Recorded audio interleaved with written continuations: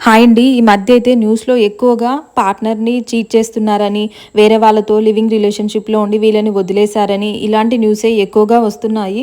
అసలు నాకు అర్థం కాదు. ఆ పర్సన్ అంటే ఇష్టం లేనప్పుడు, వేరే వాళ్ళంటే ఇష్టం ఉన్నప్పుడు వాళ్ళనే పెళ్లి చేసుకోవచ్చు కదా! వీళ్ళని ఎందుకు మ్యారేజ్ చేసుకోవాలి? ఎందుకు వీళ్ళ లైఫ్ స్పాయిల్ చేయాలి? రీసెంట్‌గా నేను ఈరోజు ఒక న్యూస్ చూసాను. జస్ట్ 3 మంత్స్ అయిందంట మ్యారేజ్ అయ్యి, ఇంకా వేరే వాళ్ళతో అఫైర్ ఉందని వాళ్ళ పార్ట్నర్ సూసైడ్ చేసుకొని చనిపోయింది. ఎందుకు అసలు ఇలా చేస్తారో ఏమో! అదే వాళ్ళ ఫ్యామిలీ మెంబర్స్‌లో వాళ్ళ సిస్టర్స్‌కి ఇలానే జరిగితే యాక్సెప్ట్ చేస్తారా? చెయ్యరు కదా!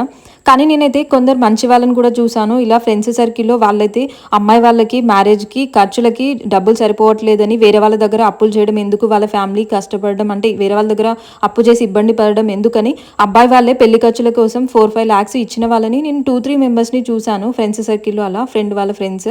అలాంటి వాళ్ళు కూడా ఉన్నారు. మంచి వాళ్ళు ఉన్నారు. ఇటు వీళ్ళు ఉన్నారు. కానీ ఒక్కసారి అలా చేసే ముందు ఆలోచించండి. ఎందుకు ఇంకొకరిని చీట్ చేయడం? లైఫ్